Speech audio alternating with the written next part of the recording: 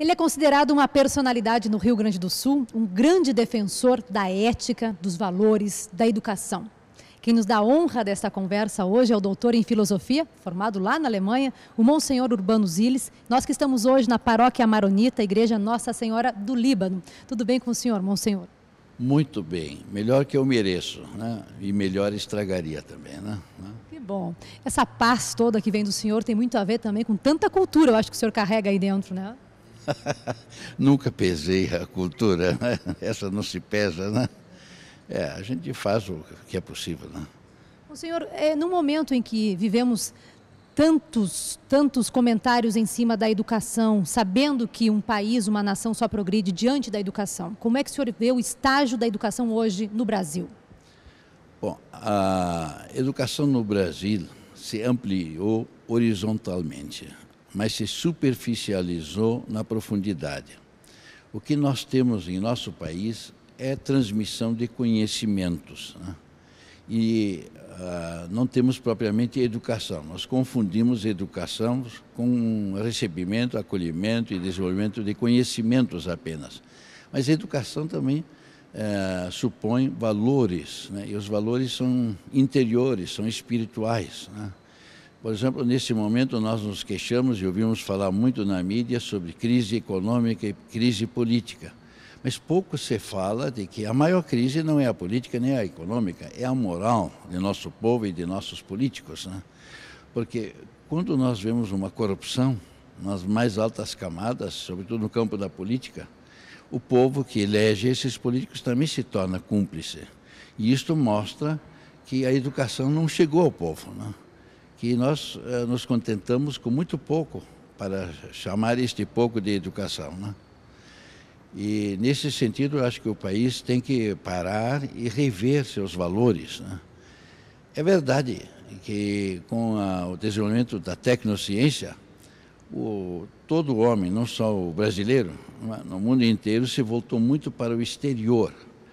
Reduzimos a realidade àquilo que se pode ver, medir e pesar, e não é bem assim, né? A nossa vida só com as coisas não se realiza. Nós também temos pretensões, temos esperanças, temos sonhos, né? E o que seria a vida sem amor, por exemplo, sem confiança? Então, seria uma vida como um jantar sem tempero, né? Insosso. E esses valores, honestidade, justiça, trabalho, né? Nós procuramos a sorte grande, né? O jeitinho brasileiro é buscar a sorte, trabalhar o mínimo possível e viver o melhor possível do mundo, né? Às custas de quem quer que seja, né? Então, é preciso inverter e elaborar um projeto para a nação brasileira, não só para os governantes brasileiros, mas para o povo brasileiro. E isso nos falta, né? Isso se mostra nas nossas escolas de ensino fundamental e médio já, né? O professor ou a professora é obrigada para cada aulinha, colocar um objetivozinho, né, para aquilo que ela vai fazer. Isso já, por si só, mostra que vivemos num povo que não tem um grande objetivo como povo, né? Cada um busca os seus objetivos, né? E a gente foge dessa questão, inculpando o neoliberalismo, o neocapitalismo, de ser individualista, etc. Não, é a nossa cultura que é individualista, né? Cada um quer salvar o seu. É preciso educar o cidadão para conviver com outros e com os diferentes também, né? Não só os iguais. Cubos e quadrados podem ser iguais, mas pessoas jamais serão iguais. Nós defendemos igualdade de direitos e igualdade de deveres para as pessoas, mas não que devam ser iguais. Imagina se todo o povo fosse constituído só por meninas, né? Ou por jornalistas, né? Então seria chato, né? Ou por padres, pior ainda, né? E padres e freiras. Não, a alteridade, a diferença é que enriquece a todos, né? E é preciso aprender a viver com essas diferenças, com alteridade, né? Bom, senhor, o senhor tem essa experiência toda aqui no Brasil, foi radialista desde a Alemanha, hoje é um professor universitário também, agrega muito conhecimento, leva e também absorve. O estudante de hoje, o senhor acha que está num comportamento, num outro momento também?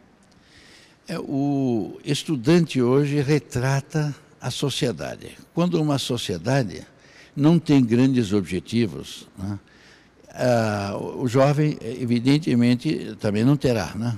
E ele luta contra isso, né? Nós passamos por mudanças muito rápidas, a Revolução Militar e depois a passagem para a democracia, né? De repente, durante a ditadura, a gente fazia revoluções, né? Depois da ditadura, tudo isso perdeu a graça, né? Mas faltou a educação política, né? Faltam ideais. Faltam ideais, né? Na educação brasileira, por exemplo, na década de 1950, 60, se lia livros como O Sentido da Vida, O Ideal, né? Tinha revistas, hoje você tem WhatsApp, você tem Face, você tem meios mais modernos, mas tudo isso pressupõe que tem um ideal também, um rumo a seguir, né? E este nos falta. Para onde queremos levar o nosso povo, o nosso país, né? Que belo debate daria esse tema aí. Bom, é preciso também saber debater, né? Para um debate ser proveitoso, é preciso também reconhecer os valores que o outro eventualmente coloca questionando os próprios, né? Da gente, né? E isso às vezes nos falta, né? Nós falamos contra as ditaduras, né? Mas, no fundo, todos nós somos um pouco ditadores. O nosso regime presidencialista é muito forte, o presidente, né? O executivo é muito forte. E isto se retrata também e se mostra na educação, né? Tem conversa aqui para passarmos horas. Eu só gostaria de, nesse espaço que nós temos aqui, através do Consulado Honorário do Líbano, explicar que essa igreja, esse espaço aqui, tem a ver também com os libaneses. Eu gostaria que o senhor explicasse para a gente qual é que é a diferença de uma igreja maronita para uma igreja cristã. Bom, a igreja maronita é cristã e é católica, né? Além da igreja latina, que é a maioria no Ocidente, são da igreja católica latina, de rito latino. Mas há 21 igrejas orientais que totalmente ou em parte também são católicas. Mas tem outros ritos na maneira de celebrar, né?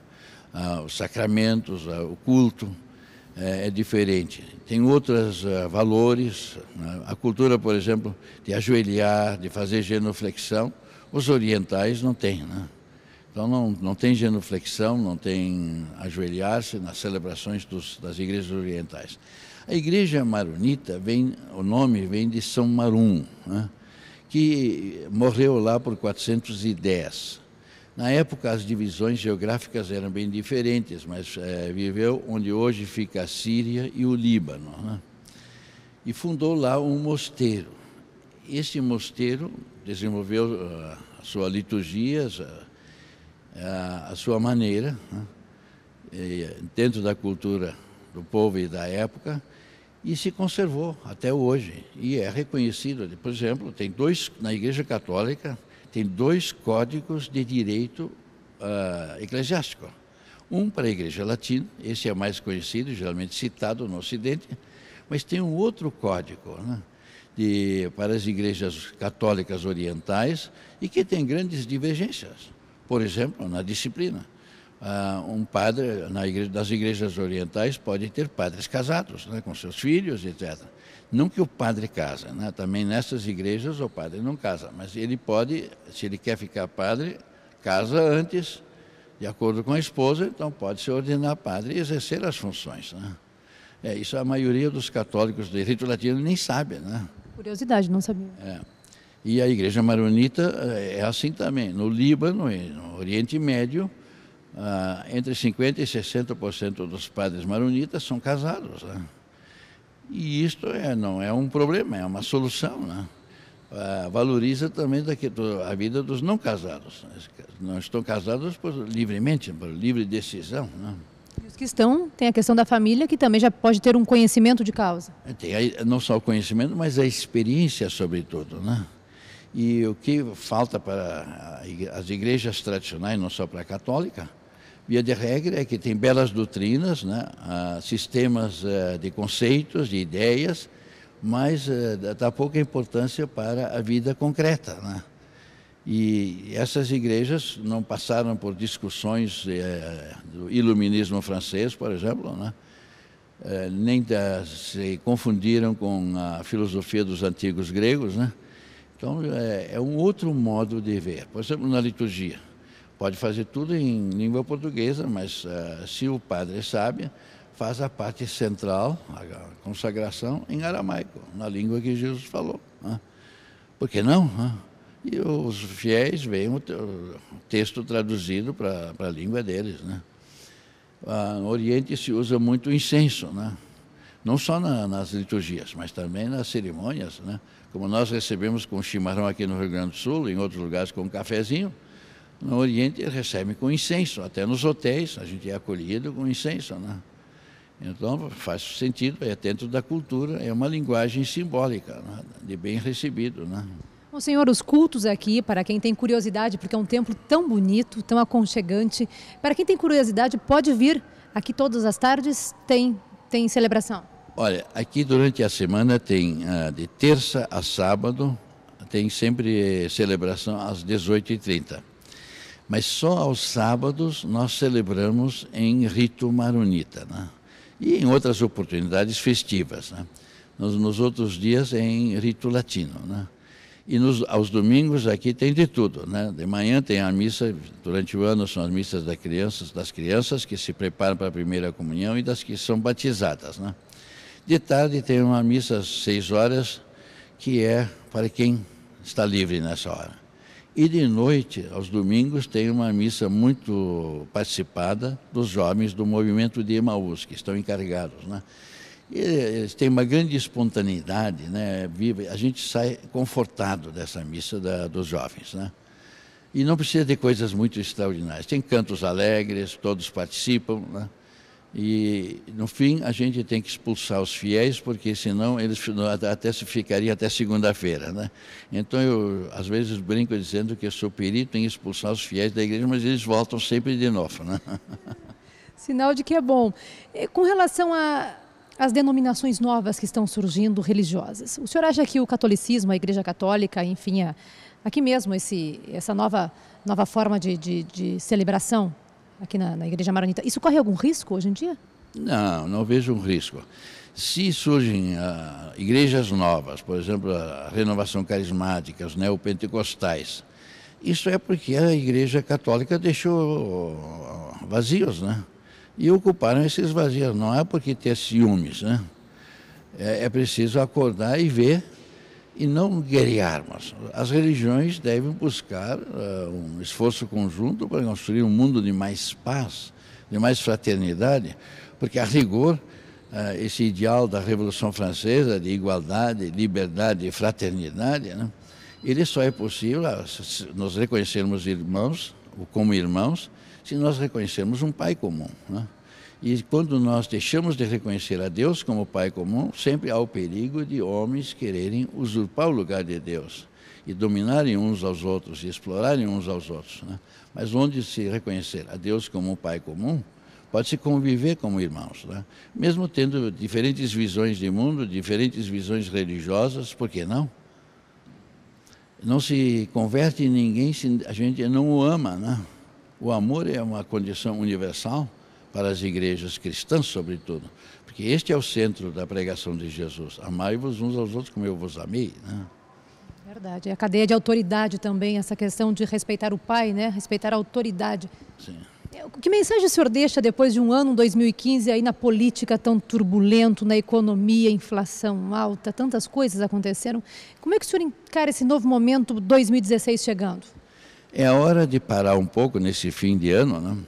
E vermos que nós também somos corresponsáveis se há corrupção no país. Afinal, a eleição na democracia é um momento também de o cidadão participar, né? E se torna responsável também, em grande parte, por aquilo que está acontecendo, pela facilidade e às vezes com critérios que não são para o bem de todos, né? Ora, é preciso lutar pelo bem comum numa democracia, para o maior número de pessoas possíveis, né? E isso só se consegue através de uma educação profunda e sólida, né? Monsenhor Urbano Ziles, muito obrigada pela sua atenção, pela sua receptividade aqui conosco hoje. Feliz ano para o senhor.